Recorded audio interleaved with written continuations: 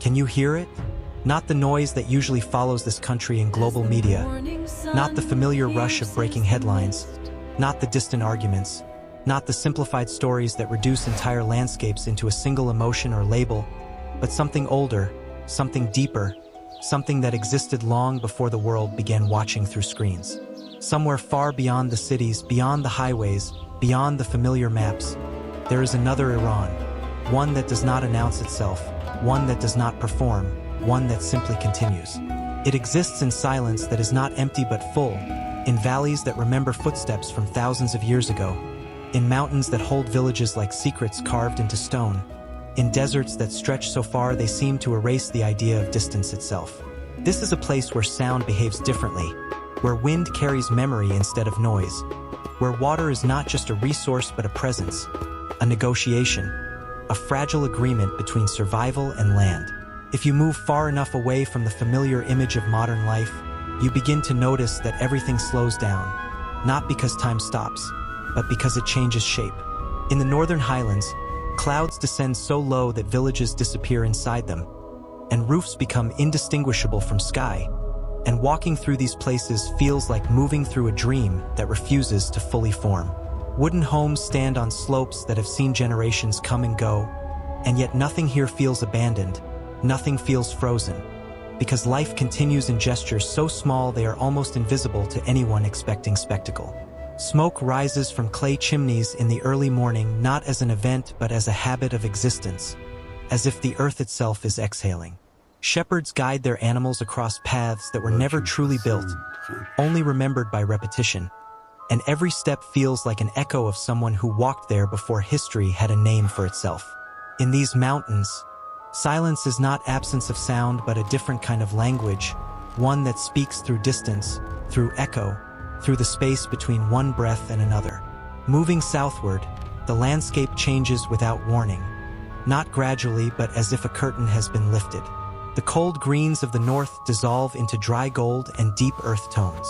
The air becomes heavier, the horizon wider, and villages begin to appear like mirages that refuse to disappear even when approached.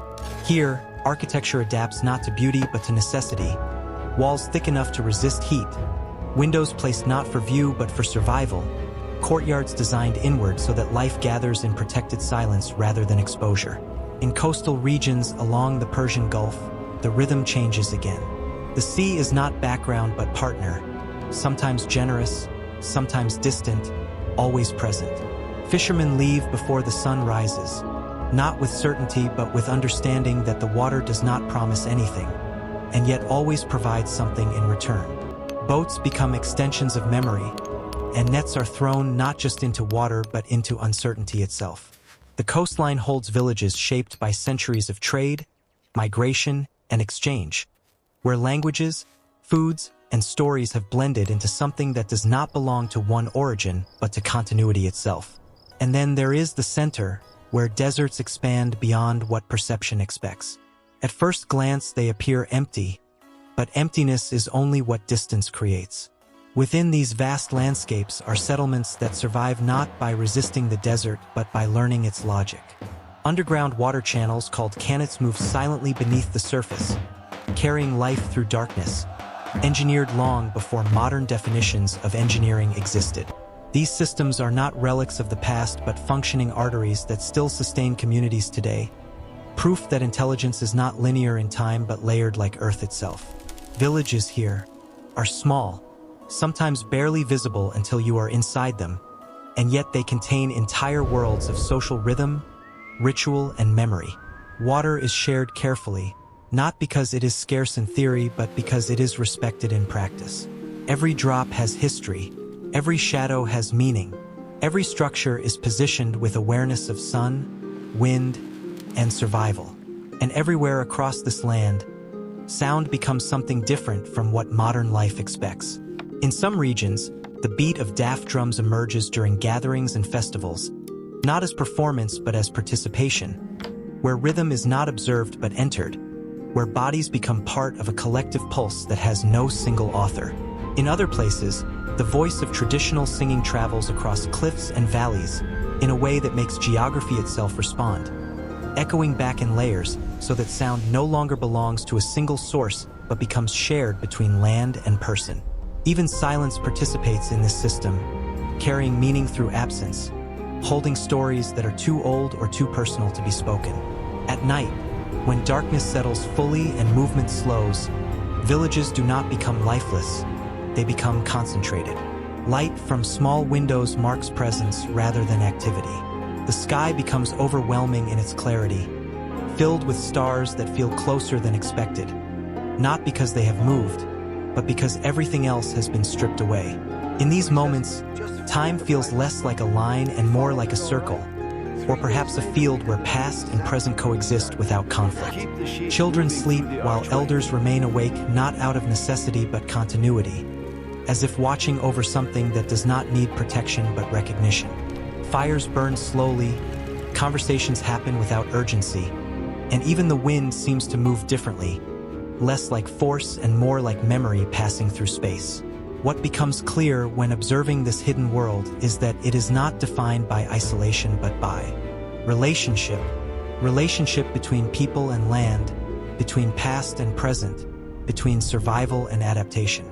Nothing here exists in separation. Houses are not separate from mountains but extensions of them. Water systems are not separate from history but continuation of it. Even daily routines are not separate from tradition but its current form.